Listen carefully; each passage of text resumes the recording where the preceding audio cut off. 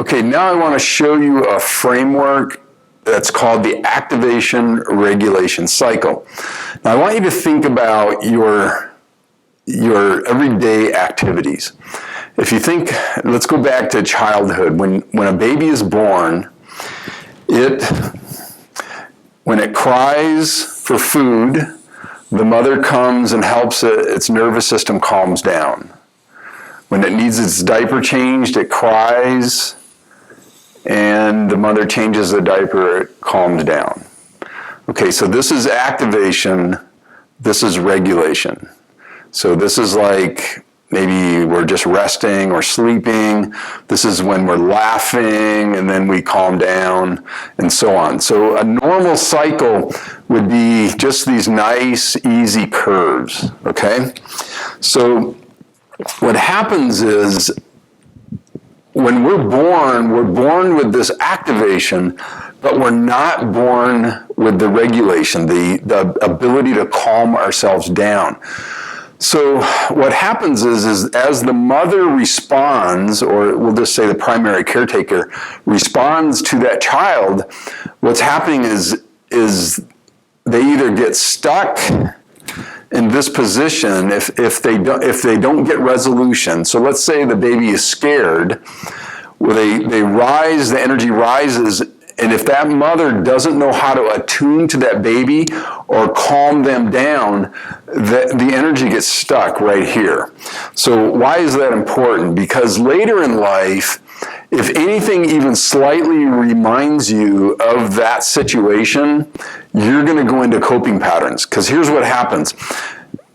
If the primary caretaker doesn't know how to soothe you and calm you down, then you don't ever get to finish this calming down effect. So in essence, what ends up happening is you have a nervous system that looks like this.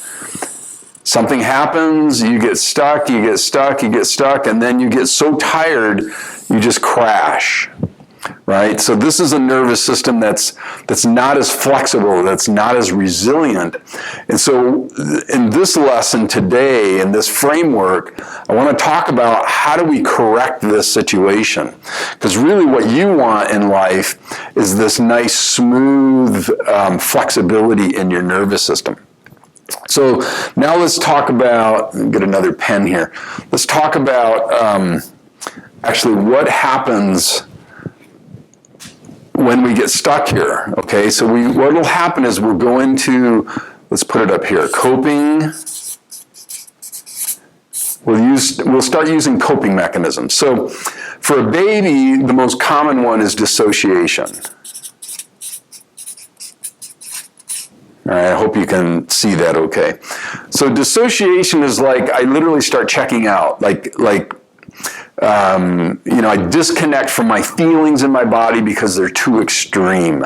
So the brain has a way of just like checking out of the feelings that are going on.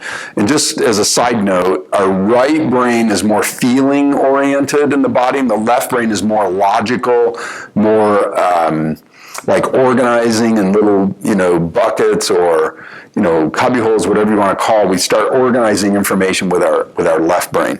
So what will happen is we will disconnect from those feelings and emotions. Now we're getting out of touch with our intuition. We're getting out of touch with our needs because we have this fragmentation going on in our body, mind and body experience.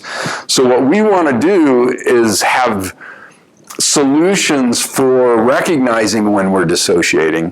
What are some other coping mechanisms? Well, I want you to think in terms of this. If this is your brain, and this is the frontal cortex, and this is the lower brain down here, this is very primitive. This is like what we call the reptile brain. Okay, so the reptile brain has a feature. When there's danger, it will automatically respond to fight, flight, or freeze. Some people would even add faint. Like here you're faking dead. Here you're just like not moving. I mean, you've probably experienced it where you were scared of something. So what did you do? You just got really quiet. So that's a normal, primitive, just hardwired into us response. All right. And then if we can't fight, we'll run. We'll try to get away from the person. And then if we can't get away, then we have to fight. Right. So what happens is these actions start kicking in here. So we'll just call this a fight, flight, freeze, faint response. Okay? So what you want to do is think about any kinds of things that you do when you're triggered and you get activated. You want to start thinking about, what do I do that's related to fighting? Do I argue with somebody? Do I get quiet, which would be like a freeze or a faint? Do I get really sleepy and I just want to get away and take a nap? That would be like a faint move. A flight would be, I want to leave the room right away. So that's what you want to be thinking about in this particular situation. So here we are, we've been triggered, we've moved into coping mechanisms, and these keep us stuck. Okay, so what I want you to see is these keep us stuck. Not very useful, all right? When we were little and we have very limited access, now think about this for a second. I don't want to get into a whole lesson on this, but this part of the brain, this frontal cortex, this is developed over years. As you're maturing when you're little, you don't have much going on up here. You have most of it going on here and in the middle. Okay, this is the reptile brain where it causes your heart to beat and your perspiration when you get scared, or your adrenaline to go when you're scared, you got to get away, or just anything that's survival related. In the middle here is more relationship related. All right, and then up here is more like logic, self-awareness, being able to observe yourself. Okay, so this is what differentiates humans from most other mammals, is we have the ability to say, oh, this is Ed when he's talking on a camera right now to help people with their trauma or their belief systems that are not working anymore. So I have the ability to self-reflect on myself. It's a frontal, we'll just call this the frontal cortex. That is a frontal cortex activity. All right, so here, relationship, we're moving towards people versus away from them.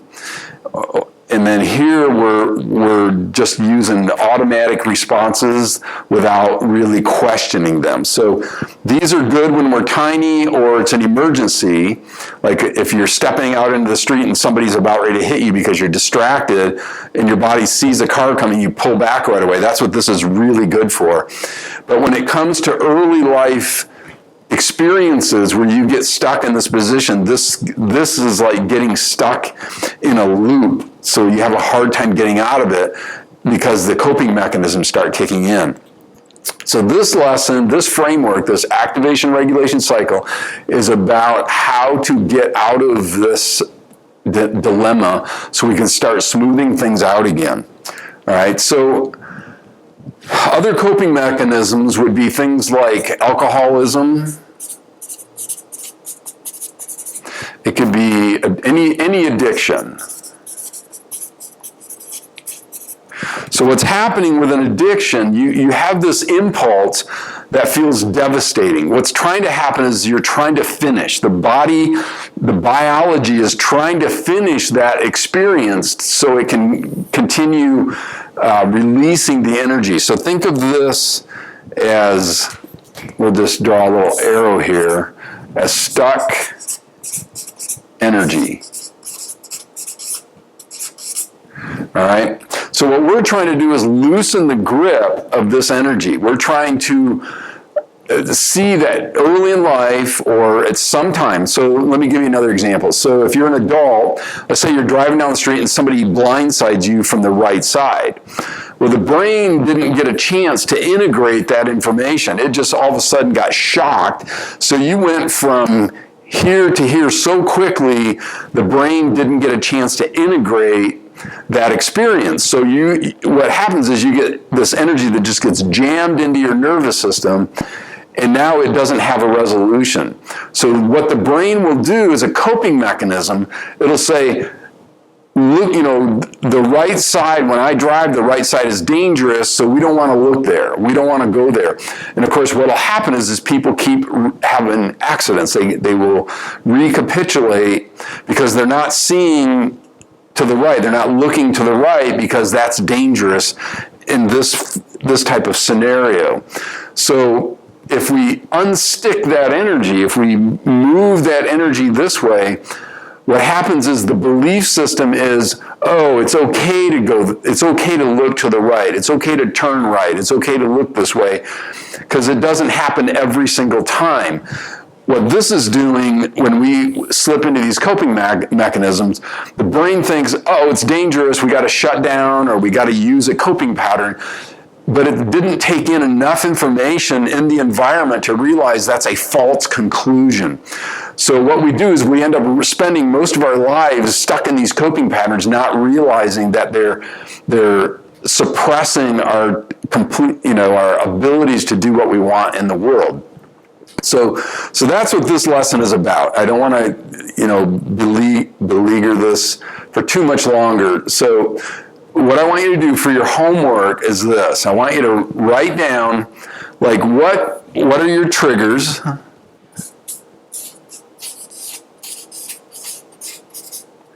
It could be around self-employment. It could be around relationships.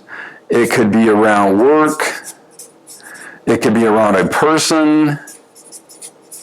What I want you to do is think about when you're self-employed. Like for me, it would be marketing my business.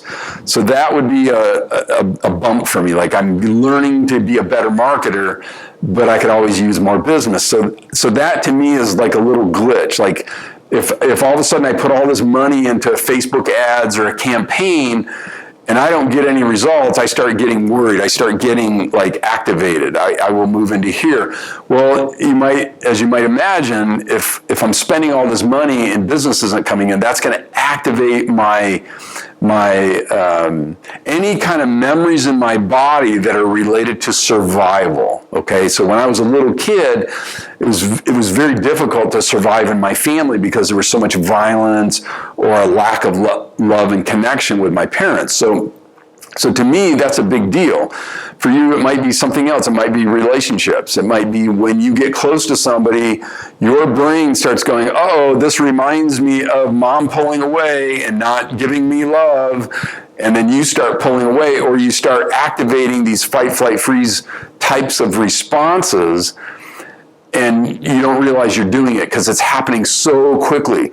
In another framework, I'll talk to you about the implicit and the explicit memory system. But for now, just understand that your memory system goes on autopilot when these old memories or these intense. So this could be an old memory, or it could be something really intense that happened to you that never got resolved. So it's not just birth. It's not just like a womb experience, a birth experience, or a growing up experience.